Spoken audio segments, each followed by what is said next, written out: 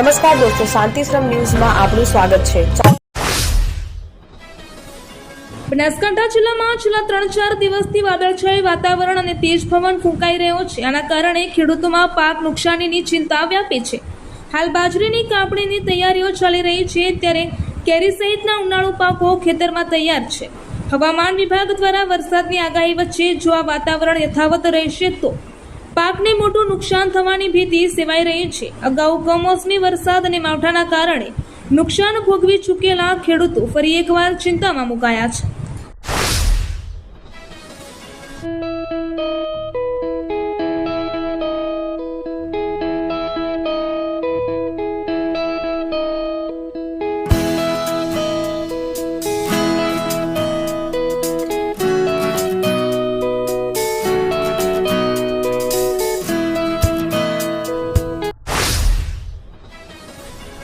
દિયોદર તાલુકા પંચાયતના પ્રમુખ અને ઉપપ્રમુખની ચૂંટણી આવતીકાલે 30 મે 2026 શનિવારે સવારે 11 કલાકે યોજાશે। અગાઉ 3 વખત રદ થયા બાદ આખરે ચૂંટણીની તારીખ જાહેર કરવામાં આવી છે। આ ચૂંટણીને લઈને છેલ્લા કેટલાય સમયથી રાજકીય ગરમાવો જોવા મળી રહ્યો હતો। અગાઉ 3 વખત ચૂંટણી રદ થતાં પ્રમુખ ઉપપ્રમુખની પસંદગી અટકી પડી હતી। 29 મેના રોજ દિયોદરની પ્રાંત કચેરી ખાતે એક ઉચ્ચ સ્તરીય બેઠક યોજાઈ હતી। આ બેઠકમાં વાવ-થરાદના એડિશનલ કલેક્ટર, દિયોદરના નાયબ પોલીસ અધિક્ષક, દિયોદરના મામલતદાર, પ્રાંત કલેક્ટર અને તાલુકા વિકાસ અધિકારી શ્યામળભાઈ ઉપસ્થિત રહ્યા હતા। આ બેઠકમાં ચૂંટણીની તારીખ નક્કી કરવામાં આવી હતી। થરાદ તાલુકાના કરણપુરા ગામે એક ખેત તળાવડીમાં ડૂબી જવાથી 2 યુવકોના મોત થયા છે। આ ઘટનાને પગલે વિસ્તારમાં ગમગીની છવાઈ ગઈ છે। મળતી માહિતી અનુસાર કરણપુરા ગામે એક ખેડૂતના ખેતરમાં ખેતમજૂરી કરતા કેટલાક મજૂરો 28 મેની રાત્રિએ 10 વાગે ખેત તળાવડીની પાળ પર બેસીને નાહી રહ્યા હતા। તે દરમિયાન એક યુવકનો પગ લપસી જતા તે ખેત તળાવડીના ઊંડા પાણીમાં પડી ગયો હતો। તેને બચાવવા માટે બીજો યુવક પણ પાણીમાં ઉતર્યો હતો। કમનસીબે બંને યુવાન પાણીમાં ડૂબી ગયા હતા। વડોદરા શહેરની બરોડા મેડિકલ કોલેજમાં અભ્યાસ કરતો અને બોયઝ હોસ્ટેલમાં રહેતો 21 વર્ષીય સ્ટુડન્ટ 27 એપ્રિલ 2026થી ગુમ થઈ ગયો છે। બનાસકાંઠા જિલ્લામાં રહેતા માતા પિતા સહિતના પરિવારજનો છેલ્લા 1 મહિનાથી દીકરાની શોધખોળ કરી રહ્યા છે।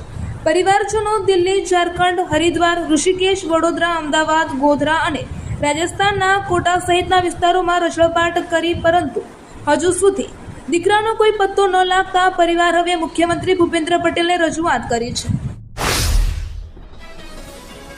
બનાસકાંઠા જિલ્લામાં ઉનાળાની ગરમી વચ્ચે વાતાવરણમાં અચાનક પલટો આવ્યો છે। દિવસ દરમિયાન ભારે ઉકળાટ અને તાપમાન બાદ મોડી સાંજે આકાશમાં વાદળછાયું વાતાવરણ સર્જાયું હતું અને અનેક વિસ્તારોમાં ભારે પવન ફૂંકાવાની શરૂઆત થઈ હતી। આ બદલાયેલા વાતાવરણને કારણે લોકોને ગરમીમાંથી આંશિક રાહત મળી હતી। બનાસકાંઠાની દાંતા તાલુકા પંચાયતમાં 31 વર્ષના લાંબા ગાળા બાદ ભાજપે સત્તા મેળવી છે। આ ઐતિહાસિક જીત બાદ નવનિયુક્ત પ્રમુખ અને ઉપપ્રમુખના પદગ્રહણ સમારોહનું આયોજન કરવામાં આવ્યું હતું।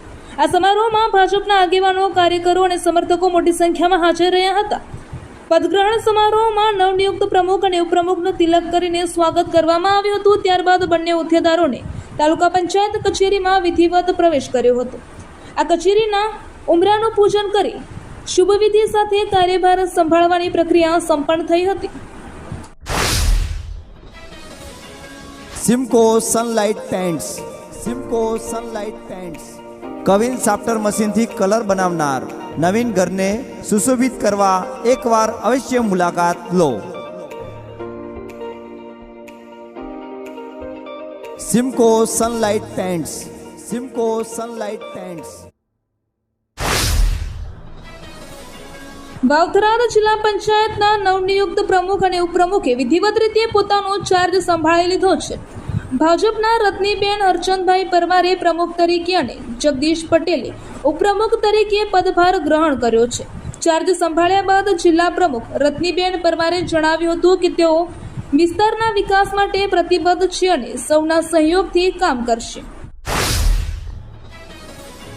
બનાસકાંઠા જિલ્લામાં વધતી ગરમીને ધ્યાનમાં રાખીને હીટવેવ અંગે જનજાગૃતિ માટે દાંતીવાડા તાલુકામાં એક મોક ડ્રીલનું આયોજન કરવામાં આવ્યું હતું। આ મોક ડ્રીલનો મુખ્ય ઉદ્દેશ્ય લોકોને હીટવેવની ગંભીર અસરો અને તેનાથી બચવાના ઉપાયો વિશે માહિતગાર કરવાનો હતો।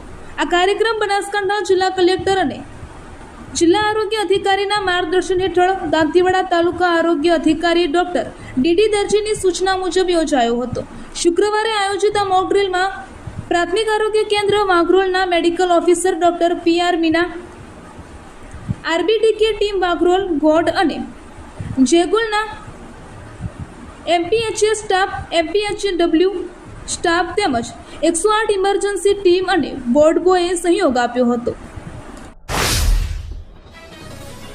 વાવ વિધાનસભાના ધારાસભ્ય અને રાજ્ય કક્ષાના મંત્રી સ્વરૂપજી ઠાકોરે શુક્રવારે સુઈગામ સર્કિટ હાઉસ ખાતે શુભેચ્છા મુલાકાત યોજી હતી. આ દરમિયાન તેમણે તાલુકાના લોકો, આગેવાનો, નગરજનો અને કાર્યકરો સાથે મુલાકાત કરી હતી.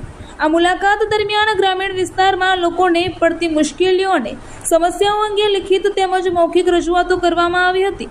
મંત્રીશ્રીએ લોકોના પાયાના પ્રશ્નો, સૂચનાઓ અને અપેક્ષાઓ આત્મીયતાપૂર્વક સાંભળી હતી. ખાસ કરીને ઉનાળાની સિઝનમાં સરહદી ગામોમાં પીવાના પાણીની ગંભીર સમસ્યા અંગે મળેલી રજૂઆતો પર મંત્રીએ વિશેષ ધ્યાન આપ્યું હતું. બનાસકાંઠા જિલ્લાના કાંકરેજ તાલુકાના ખીમાણા ગામે ગામ તળાવ કાંઠે બીજ ડીપીના થાંભલા અને ઓરડીના નિર્માણ સામે સ્થાનિકોએ વિરોધ નોંધાવ્યો છે. ગ્રામજનોનો આક્ષેપ છે કે બાંધકામ પંચાયતની મંજૂરી વિના કરવામાં આવ્યું છે, જ્યારે વિદ્યુત વિભાગ મંજૂરી હોવાનો દાવો કરી રહ્યું છે. સ્થાનિકોના જણાવ્યા અનુસાર તળાવની જગ્યામાં તાત્કાલિક ઓરડી બનાવીને થાંભલા ઊભા કરી દેવાયા છે. તેઓ સવાલ ઉઠાવી રહ્યા છે કે આ કામ મંજૂરી લઈને થયું છે કે પછી મંજૂરી વિના, કારણ કે પંચાયતે કોઈ મંજૂરી આપી નથી.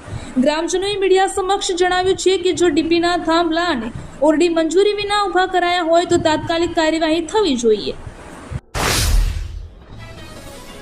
ગુજરાતના પાલનપુરની માત્ર 8 વર્ષની દીકરી નિક્ષા બારોટે વિશ્વ પ્રસિદ્ધ mount Everest base camp track સફળતાપૂર્વક પૂર્ણ કરીને એક અસાધારણ અને પ્રેરણાદાયક સાહસિક સિદ્ધિ પોતાના નામે કરી છે. અનુભવી એવરેસ્ટર નિશાના કુશળ માર્ગદર્શન હેઠળ યોજાયેલા વિશિષ્ટ અભિયાનમાં માત્ર નિક્ષાએ ભાગ લીધો હતો. 16મી મેથી શરૂ થયેલી આ કપરી યાત્રા દરમિયાન નિક્ષાએ હિમાચલના કઠિન માર્ગો, અતિશય ઊંચાઈ અને હાડ થીજવી દેતી ઠંડી તથા બદલાતા હવામાનના પડકારો વચ્ચે પણ હિંમત હાર્યા વગર આ ટ્રેક પૂર્ણ કર્યો હતો. 16 મે 2026ના રોજ કાઠમંડુથી લુકલા પહોંચ્યા બાદ આ રોમાંચક ટ્રેકિંગની શરૂઆત થઈ હતી. હવામાન વિભાગ અમદાવાદ દ્વારા આગામી સમય માટે કરવામાં આવેલા કમોસમી વરસાદની આગાહીને ધ્યાનમાં રાખીને બનાસકાંઠા કલેક્ટરશ્રીની કચેરી ડિઝાસ્ટર શાખા દ્વારા જિલ્લામાં સાવચેતીના પગલાં લેવા જણાવાયું છે. હવામાન વિભાગ દ્વારા બનાસકાંઠા જિલ્લામાં તારીખ 30/5/2026 થી તારીખ 31/5/2026 સુધી કમોસમી વરસાદ પડવાની સંભાવના વ્યક્ત કરવામાં આવી રહી છે. આ પરિસ્થિતિને પગલે ખેતીવાડી ઉત્પાદન બજાર સમિતિઓ અને તેના પેટા કેન્દ્રોમાં ખુલ્લામાં રાખવામાં આવેલા અનાજ તેમજ અનાજની બોરીઓ વરસાદના કારણે પલળીને બગડી ન જાય તે માટે તાકીદે યોગ્ય વ્યવસ્થા કરવા જણાવાયું છે.